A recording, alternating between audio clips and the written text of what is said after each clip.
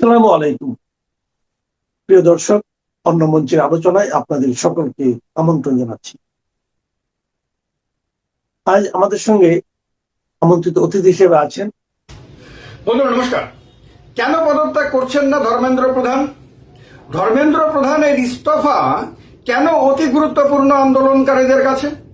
যদি ধর্মেন্দ্র প্রধান ইস্তফা না দেন তাহলে এই আন্দোলন শেষ পর্যন্ত কত দূর যেতে পারে?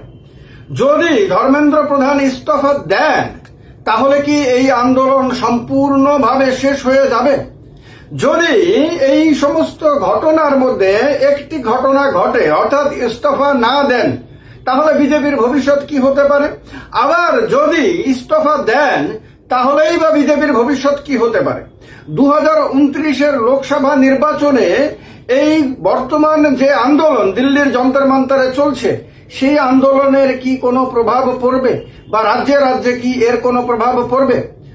এক কথায় যদি উত্তর দিই তাহলে ডেফিনেটলি ধর্মেন্দ্র প্রধান ইস্তফা না দিলেও তার প্রভাব পড়বে, ধর্মেন্দ্র প্রধান ইস্তফা দিলেও তার প্রভাব পড়বে। এবং কেন ধর্মেন্দ্র প্রধান ইস্তফা দিচ্ছেন না, কেন এটা অতি গুরুত্বপূর্ণ বিজেপির কাছে? যেখানে আস্ত একটা দল বিড়ম্বনার মধ্যে পড়েছে, সারা দেশে একটা বিরাট অংশের মানুষ রাস্তায় নেমে প্রতিবাদ করছেন। প্রতিবাদ কিন্তু শুধুমাত্র যন্তর মন্তরে হচ্ছে না, শুধু দিল্লিতে হচ্ছে না, বিরাট আন্দোলন আমরা দেখলাম নাগপুরে, যেখানে আরএসএস এর হেডকোয়ার্টার রয়েছে। বিরাট আন্দোলন হয়েছে বিহারে, বিভিন্ন রাজ্যে আন্দোলন হচ্ছে, কর্ণাটকে হচ্ছে, তেলেঙ্গানাতে হচ্ছে, উত্তরপ্রদেশে বিভিন্ন জায়গাতে হচ্ছে, মধ্যপ্রদেশে হচ্ছে, রাজস্থানে, গুজরাটে বিভিন্ন জায়গাতে ছোট বড় আন্দোলন চলছে। কিন্তু এই আন্দোলন যখন রাজ্যে রাজ্যে হচ্ছে এবং আরো ব্যাপক আকার ধারণ করতে পারে, তখন বিজেপি বুঝতে পারছে যে আন্দোলনটা তো মূলত বিজেপির বিরুদ্ধে। কারণ আন্দোলনকারীরা সরাসরি বিজেপির নাম নিয়ে এই সরকারের বিরোধিতা করছে, শাসক দলের বিরোধিতা করছে। তারা শাসক দলকে অহংকারী বলছে, শাসক দলকে স্বৈরাচারী বলছে, শাসক দলকে প্রতিশ্রুতি দিয়ে প্রতিশ্রুতি খেলাপ করার অভিযোগ আনছে, শাসক দলের বিরুদ্ধে স্বৈরাচারী হওয়ার, অত্যাচারী হওয়ার অভিযোগ আনছে, নির্দয়ী হওয়ার অভিযোগ আনছে, নানান কিছু অভিযোগ আনছে, কিন্তু নামটা উল্লেখ করে। এমন না যে তারা শাসক দলের নাম নিচ্ছে না। তাহলে শাসক দলের বিরুদ্ধে যখন প্রত্যেক দিন নানান ধরনের অভিযোগ উঠছে এবং আন্দোলনের গতিমুখ মূলত শাসক দলকে ক্ষমতাচ্যুত করার জন্য, এটা বোঝা যাচ্ছে পরোক্ষভাবে হলেও, তখন শাসক দল বিজেপি কেন একজন ব্যক্তির ইস্তফা না দেওয়ার ব্যাপারে এতটা অনমনীয় কেন, এতটা দৃঢ় প্রতিজ্ঞা কেন? তার মানে কি এটা যে ধর্মেন্দ্র প্রধান যদি ইস্তফা দেন তাহলে এই আন্দোলনকারীরা খুব সহজেই তাদের আন্দোলনের বিজয় হয়েছে, সফল হয়েছে আন্দোলন, এইটা মনে করে এরপরে আরো বড় কোনো দাবি নিয়ে সারা দেশে আন্দোলন ছড়িয়ে দেবে? এরপরে সারা দেশে ঘুরে ঘুরে তারা বিজয় উৎসব পালন করবে, এরপরে তাদের গুরুত্ব অনেক বেড়ে যাবে, এরপরে তাদের জনপ্রিয়তা অনেক বেশি বেড়ে যাবে। ফলে এরপরে যখন তারা কোথাও ছোটখাটো আন্দোলনেও নামবে, তখন তাতে এত বেশি ভিড় হয়ে যাবে, দেশের যুব সমাজ এত বেশি উৎসাহিত হয়ে যাবে যে এরপরে হয়তো বিজেপির পক্ষে তার সংগঠনকে ধরে রাখাই সম্ভব হবে না। এই ভয়টাই কি বিজেপিকে তাড়া করে বেড়াচ্ছে? এই ভয়টাই বিজেপিকে তাড়া করে বেড়াচ্ছে। এটা এক নাম্বার পদত্যাগ পত্র জমা না দেওয়ার পেছনে। আর যদি জমা না দেন তাহলে কি হবে? তাহলে বিজেপির ভয়টা কোথায়? কেন বিজেপি বারবার পদত্যাগ দেওয়ার কথা না বলেও আন্দোলন প্রত্যাহার করার কথা বলছে? কেন মন্ত্রীরা গিয়ে সোনাম ওয়াংচুকের কাছে মানে একরকম অনুনয় বিনয় করছেন যাতে তিনি নির্দেশ দেন আন্দোলনকারী ককরোচ জনতা পার্টির অভিজিৎ দীপকে আন্দোলনটা প্রত্যাহার করে নেওয়ার জন্য? ভয়টা এখানে, যদি ধর্মেন্দ্র প্রধান ইস্তফা না দেয় তাহলে কোনোভাবেই আন্দোলন প্রত্যাহার করা হবে না, এই কথা তারা বলে দিয়েছেন বারবার। ছাত্র নেতারা বারবার বলে দিয়েছেন, বা ককরোচ জনতা পার্টির নেতা যারা সবাই ছাত্র নেতা না, তারা পরিষ্কার বলে দিয়েছেন যে আন্দোলন ততক্ষণ পর্যন্ত চলবে যতক্ষণ পর্যন্ত না শিক্ষামন্ত্রী, কেন্দ্রের শিক্ষামন্ত্রী ইস্তফাপত্র জমা না দেন। তাহলে বাদবাকি সমস্ত কিছু হলো। নিট কেলেঙ্কারিতে জড়িত যারা দোষী তাদেরকে শাস্তি দেওয়া হলো, আরো বেশ কিছু সংস্কারমূলক সিদ্ধান্ত কেন্দ্র সরকার গ্রহণ করলো, কিন্তু বা সোনাম ওয়াংচুককে সমর্থন আপনার অনশন প্রত্যাহার করলো, কিন্তু আন্দোলনটা প্রত্যাহার করা হলো না। তাহলে এই আন্দোলন কি বিরাট আকার ধারণ করতে পারে?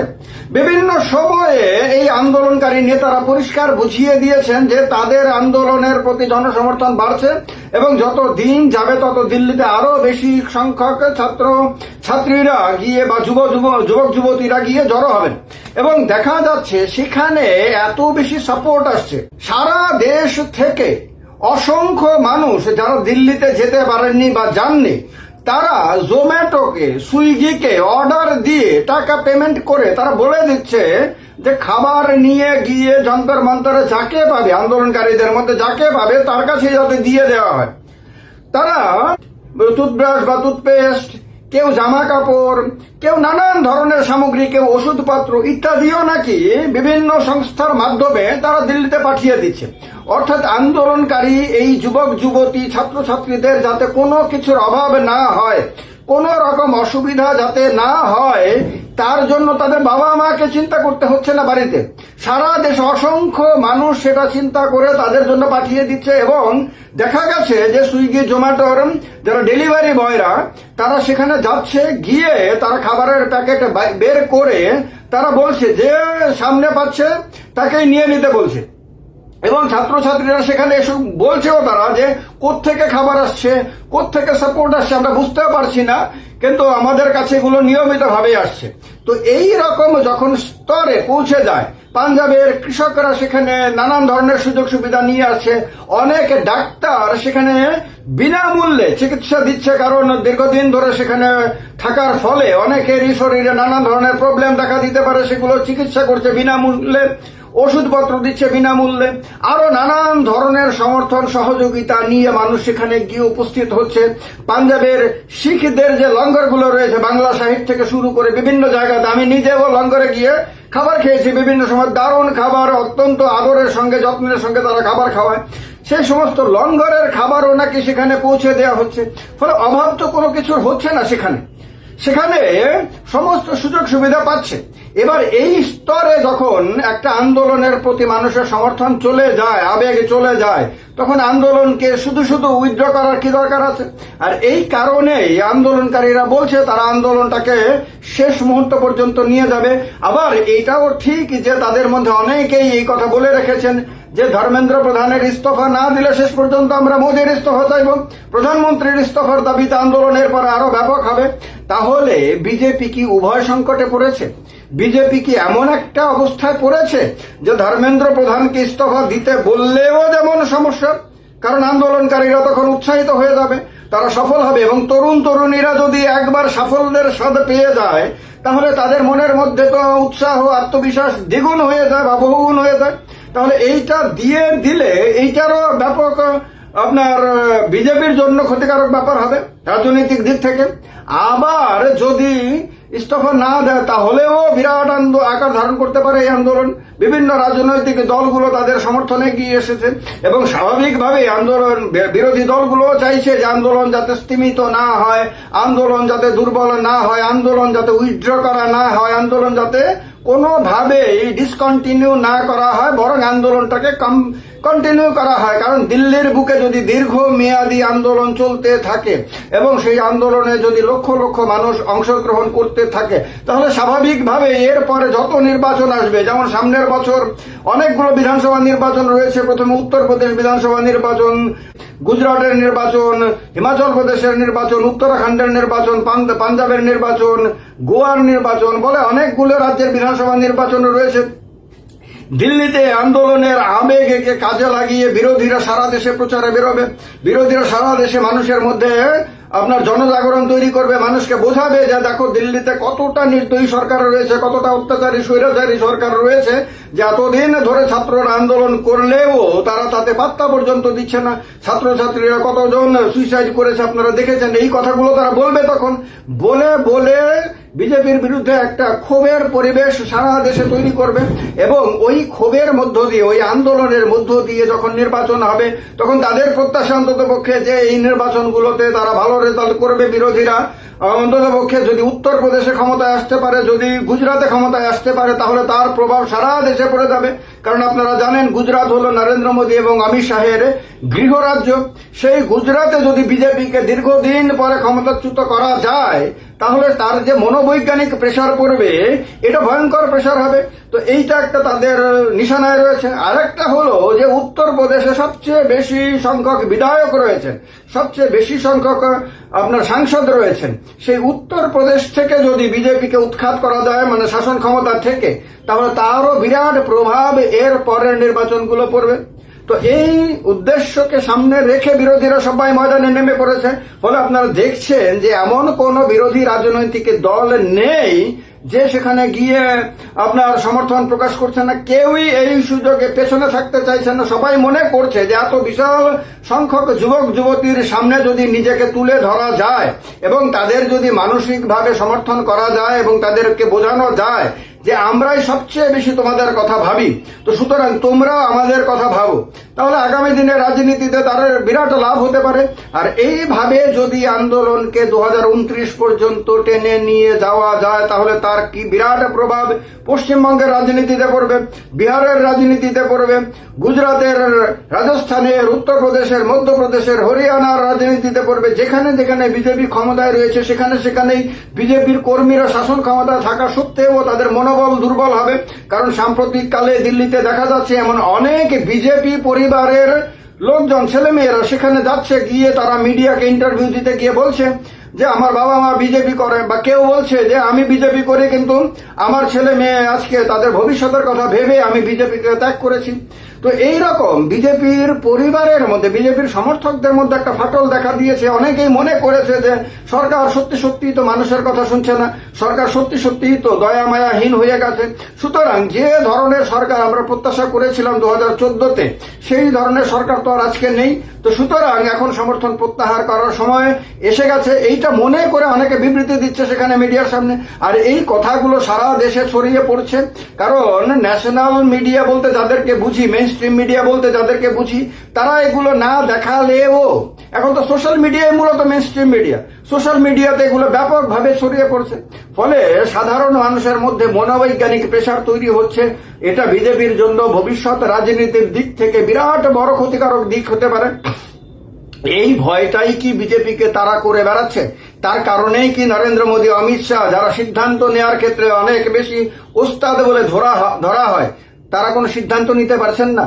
তারা কি তাদের রাজনৈতিক ভবিষ্যৎ, তাদের দলের রাজনৈতিক ভবিষ্যৎ, তাদের সরকারের রাজনৈতিক ভবিষ্যতের কথা ভেবে তারা সত্যি সত্যি চিন্তিত? আর এই দুর্বলতাটা বুঝতে পেরেই ইন্ডিয়া অ্যালায়েন্সের অন্তর্গত কংগ্রেস, বিশেষ করে রাহুল গান্ধীর নেতৃত্বে কংগ্রেস পূর্ণরূপে ময়দানে ঝাঁপিয়ে পড়েছে। এখন প্রত্যেকটা দিন কংগ্রেস, তৃণমূল কংগ্রেস হোক, সমাজবাদী পার্টি হোক, শিবসেনা ইউবিটি হোক, শারদ পাওয়ারের এনসিপি হোক, এরা আম আদমি পার্টি হোক, এরা সবাই আপনার এই আন্দোলনটাকে পেছন থেকে সাপোর্ট দিয়ে দিয়ে দিয়ে দিয়ে আরো বড় করার, আরো বৃহত্তর করার, বা এটাকে বৃহত্তম আন্দোলনে পরিণত করার চেষ্টা শুরু করে দিয়েছে। এই আন্দোলন কি শেষ পর্যন্ত মোদী সরকারের পতন ঘটাতে সক্ষম হবে বলে মনে হয় আপনাদের? মনে রাখতে হবে 2011-তে যে আন্না হাজারের অনশন আন্দোলন হয়েছিল, সেই আন্দোলনের ফলে কিন্তু কংগ্রেস নেতৃত্বাধীন ইউপিএ সরকারের পতন ঘটেছিল 2014 সালে। অর্থাৎ 2014 লোকসভা নির্বাচনের 3 বছর আগে দিল্লিতে বিরাট আন্দোলন হয়েছিল। আন্না হাজারের আন্দোলনই সর্বব্যাপী প্রভাব বিস্তার করতে পেরেছিল। তো সেই আন্দোলনের পরিণতিতে দিল্লিতে যদি কংগ্রেস সরকারের পতন ঘটে থাকে, তাহলে এবারে সোনাম ওয়াংচুকের অনশন আন্দোলন বা সিজেপির আন্দোলনে, বিক্ষোভ আন্দোলনের পরিণতিতে কি 3 বছর পরে যে লোকসভা নির্বাচন হবে ভারতবর্ষে, সেই নির্বাচনে বিজেপি সরকারের পতন ঘটানো হবে? মানুষ কি এইটা করবে বা করতে পারবে? আপনাদের যার মনে যা ধারণা রয়েছে কমেন্ট বক্সে কমেন্ট করে জানান। তবে ডেফিনেটলি দেশের আইনি সীমাবদ্ধতার কথা মাথায় রেখে কমেন্ট করবেন, কারণ সবকিছুর ওপরে দেশ, এটা মাথায় রাখতে হবে। দেশের স্বার্থকে, দেশের আইনকে কখনোই অমান্য করা যাবে না। প্রতিবাদ, বিরোধিতা সমস্ত কিছু চলবে, কিন্তু দেশের অখণ্ডতা, দেশের সার্বভৌমত্ব, দেশের স্বাধীনতা এবং দেশের সম্মানকে মাথায় রেখে করতে হবে। ভালো থাকবেন সবাই। আমি অভিষেক রয়েছে আপনাদের সাথে। এই মুহূর্তে যে খবর নিয়ে উপস্থিত হয়েছে, রাহুল গান্ধী দেশের বিরোধী দলনেতা, তিনি আবারও রাজপথে নামলেন, দিল্লির রাজপথে, এবং ছাত্রদের পাশে দাঁড়ানোর বার্তা দিলেন এবং মার্চ করলেন আজকে সন্ধ্যেবেলা, এবং সেখানেও পুলিশের সাথে বচসায় জড়ালেন তিনি। এবং তার সঙ্গে গুরুত্বপূর্ণ যেটা, হাতে সংবিধান নিয়ে রাহুল গান্ধী মার্চ করলেন, এবং অবশ্যই 137 জন সাংসদ রাহুল গান্ধীর সঙ্গে ছিলেন। রাজঘাটে গিয়েছিলেন তিনি, অর্থাৎ যেখানে জাতির পিতা মহাত্মা গান্ধীর তার সমাধি রয়েছে, সেখানে তিনি যান এবং সেখানে গিয়ে নিট পেপার লিক ইস্যুতে যে সমস্ত ছাত্রেরা এখনো পর্যন্ত সুইসাইড করে মারা গিয়েছে তাদের প্রতি, তাদের আত্মার প্রতি তিনি শ্রদ্ধা জ্ঞাপন করেন, এবং অবশ্যই সামগ্রিক যে ছাত্র আন্দোলন তার প্রতি সংহতি জানান রাহুল গান্ধী, দেশের বিরোধী দলনেতা। আপনারা জানেন রাহুল গান্ধী লাগাতার কিন্তু 20 তারিখের পর থেকে প্রতিদিন কোনো না কোনো মুভমেন্ট, কোনো না কোনো অ্যাক্টিভিটি তিনি করছেন। 21 তারিখে তিনি প্রাইম মিনিস্টারের বাড়ির বাইরে গিয়ে বসে পড়েন, ধর্ণা দেন। 22 তারিখে আমরা দেখতে পাই একটা কমপ্লিট প্রেস কনফারেন্স করেন, সমস্তটাই রেখেছি আপনাদের সামনে। তার পরবর্তীতে 23 তারিখ একদম সরাসরি তিনি যাত্রা শুরু করলেন সংসদ ভবন থেকে, একদম সরাসরি তার বাড়ি থেকে তিনি বেরিয়ে একদম মার্চ করা শুরু করলেন। হাতে ছিল সংবিধান। সুতরাং কোথাও গিয়ে সরকারের উপর একটা চাপ সৃষ্টি করা এবং বিরোধী দল যে ছাত্রদের পাশে রয়েছে সেটা কোথাও গিয়ে একদম বোঝানো, সেই প্রেক্ষাপটটা সেটা রাহুল গান্ধী তৈরি করেন। এবং অবশ্যই আপনাদের জানাই 137 জন সাংসদকে আজকে নিজের বাড়িতে ডাকেন রাহুল গান্ধী। বিকাল বেলা সংসদ শেষ হওয়ার পর শুধুমাত্র কংগ্রেসের সাংসদ নয়, বরঞ্চ ইন্ডিয়া অ্যালায়েন্সের বিভিন্ন পার্টির বিভিন্ন প্রতিনিধিদের তিনি তার বাড়িতে ডাকেন এবং বাড়িতে ডেকে তিনি মিটিং করেন। মিটিং করে তিনি কিছু নির্দেশ দেন এবং সেখান থেকেই কিন্তু সম্পূর্ণ আন্দোলনটা সংগঠিত হয়, যে সন্ধ্যেবেলা তারা সবাই মার্চ করে একদম সরাসরি রাজঘাটে যান এবং সেখানেও বিভিন্ন পার্টির কিন্তু সদস্যরা ছিলেন। গুরুত্বপূর্ণ প্রেক্ষাপট অন্যদিকে আপনাদেরকে জানাই, ইন্টারনেট বন্ধ করে দিয়েছে পুলিশ এবং শুধুমাত্র দিল্লি পুলিশ এখন আর মোতায়েন নেই। সেখানে সিআরপিএফ জওয়ান থেকে, র্যাফ থেকে, আর্মড পুলিশ থেকে সবাই চলে এসেছে এবং 450 কোম্পানি এক্সট্রা ফোর্স কিন্তু আনা হয়েছে সেখানে। অবশ্যই এই মুহূর্তে একটা যুদ্ধকালীন পরিস্থিতি তৈরি করেছে মোদী সরকার। আমরা জানি না কেন এই ধরনের যুদ্ধকালীন পরিস্থিতি তৈরি হয়েছে, ঠিক তেমন ভাবে পুলিশও যেমন বাড়ছে, মুহুর্মুহু কিন্তু ছাত্রদের স্লোগান বাড়ছে, ছাত্রদের সংখ্যা বাড়ছে, আন্দোলনকারীদের সংখ্যা বাড়ছে এবং বহু নামজাদা মানুষজন, হুমা কুরেশি থেকে শুরু করে ইমরান খানের মতন অভিনেতা অভিনেত্রীরা, তারা কিন্তু এই প্রোটেস্টে এসে যুক্ত হচ্ছেন। সুতরাং কোথাও গিয়ে অমিত শাহ চাইছেন এই আন্দোলনকে ক্রমাগত চাপতে এবং অন্যদিকে এই আন্দোলন কিন্তু ক্রমাগত বৃদ্ধি পাচ্ছে, ক্রমাগত এই আন্দোলনের র্যাডার বৃদ্ধি পাচ্ছে। কোথাও গিয়ে একটা গুরুতর প্রেক্ষাপট তৈরি হয়েছে। তারই মাঝখানে একদম সরাসরি দিল্লি হাইকোর্টে একটা নতুন পিআইএল দাখিল করা হয়েছে এবং সেই পিআইএলটা হচ্ছে এই ককরোচ জনতা পার্টির ফান্ডিং আসছে কোথা থেকে, এই ককরোচ জনতা পার্টির সঙ্গে কাদের কানেকশন রয়েছে সেটাকে নিয়ে একদম দিল্লি হাইকোর্টে তদন্ত হওয়ার জন্য একটা পিআইএল দাখিল করা হয়েছে। দিল্লি হাইকোর্ট সেটা শুনবে তেমন কথাও বলে দিয়েছে। গুরুত্বপূর্ণ সবটা নিয়ে আলোচনা করব, আপনাদের সামনে বিস্তারিত ব্যাখ্যা করব। তার আগে অবশ্যই আপনারা যারা টক টু বাংলা এখনো সাবস্ক্রাইব করেননি তারা কাইন্ডলি সাবস্ক্রাইব করে দিন এবং অবশ্যই এই ভিডিও শেষ অবধি দেখুন, স্কিপ না করে। আপনাদেরকে জানাই এই মুহূর্তে সংসদ শেষ হওয়ার পর রাহুল গান্ধী নিজের বাড়িতে সবাইকে ডাকেন এবং প্রাথমিকভাবে সংসদ যখন শুরু হচ্ছে প্রতিদিন তাদের দাবি হচ্ছে প্রাথমিকভাবে একদম ধর্মেন্দ্র প্রধানের ইস্তফা আগে নিতে হবে, তারপর আমরা এই নিয়ে আলোচনায় বসবো। তার আগে আমরা আলোচনাতেই বসবো না। মল্লিকার্জুন খাড়গে তিনি একই কথা বলেছেন, রাহুল গান্ধী তিনি একই কথা বলেছেন।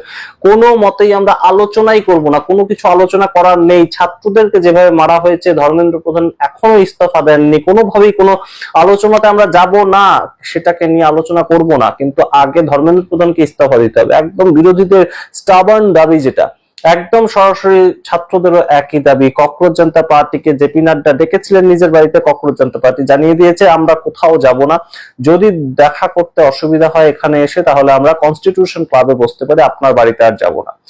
এই পরিস্থিতিতে কিন্তু ক্রমাগত ভিড় বাড়ছে যন্তর মন্তর এবং যন্তর মন্তরে যা চেহারা উঠে আসছে আপনারা সোশ্যাল মিডিয়াতে নিশ্চয়ই লক্ষ্য রাখছেন। কিন্তু এই মুহূর্তে কিন্তু দেশের রাজনীতিতে একটা বড় সড়ো বদল আসছে এবং সেই দেশের রাজনীতির বদলটা আমরা কিন্তু প্রত্যক্ষ করছি প্রতিদিন। কারণ এই মুহূর্তে যেভাবে প্রতিদিন মানুষজন জড়ো হচ্ছেন গিয়ে সারা দেশ থেকে, 20 তারিখের আন্দোলনের পরে এই আন্দোলনের যেন একটা অন্য চেহারা আমরা দেখতে পাচ্ছি। আমরা এই আন্দোলন ক্রমাগত প্রতিদিন গত 1 মাস ধরে জবে থেকে ককরোচ জনতা পার্টির আন্দোলন হচ্ছে আমরা তবে থেকে ফলো করছি, আপনাদের কাছে খবর রাখছি। কিন্তু এই আন্দোলন আন্দোলনটা যেন 20 তারিখের পর থেকে 20শে জুলাইয়ের পর থেকে এটাই শুধুমাত্র একটা বিষয় হয়ে দাঁড়িয়েছে। দেশ জুড়ে আর কোনো কথা হচ্ছে না এবং সমস্তটা কিন্তু গুরুত্বপূর্ণভাবে রেকর্ডেড থাকছে। তাই এই মুহূর্তে যেভাবে মানুষজন যুক্ত হচ্ছেন, দিল্লি থেকে ক্রমাগত খবর উঠে আসছে যে মেট্রো স্টেশন বন্ধ করে দেওয়া হচ্ছে, 16টা মেট্রো স্টেশন দিল্লির আশেপাশে বন্ধ করে দেওয়া হয়েছে এবং বাস স্টপ বন্ধ করে দেওয়া হচ্ছে। বিভিন্ন জায়গাতে একদম জ্যাম হয়ে রয়েছে, তার কারণ সেখানে কোনো মতেই মানুষজন কিন্তু যে যারা কাজকর্মে যাচ্ছেন তাদের কিন্তু সেই জায়গাটা তৈরি হচ্ছে যে তারাও ক্রমাগত সেই প্রোটেস্টে যুক্ত হচ্ছেন, অর্থাৎ বয়স্ক মানুষ তারাও যুক্ত হচ্ছেন ছাত্রছাত্রীদের প্রোটেস্টে। এবং তার সঙ্গে আপনাদের জানাই একদম সরাসরি একটা কনট প্লেস বলে জায়গা রয়েছে দিল্লিতে, যারা জানেন তারা অবশ্যই বুঝতে পারবেন। কনট প্লেসটা একদম যন্তর মন্তরের খুব কাছেই, সেখানে একটা বাজার রয়েছে। সেই বাজার কমিটি থেকে জানিয়ে দেওয়া হয়েছে আজকে সন্ধ্যে 6টার পরবর্তীতে আর দোকান খোলা থাকবে না। কেন দোকান খোলা থাকবে না? তাহলে কি পুলিশের তরফ থেকে এই অর্ডার দেওয়া হয়েছে বাজার কমিটিকে? আমরা জানি না। তাহলে কি প্ল্যান রয়েছে পুলিশের? এমন ভাবে কি একদম সম্পূর্ণ আন্দোলনটাকে ছত্রভঙ্গ করতে তারা উদ্যত হবে?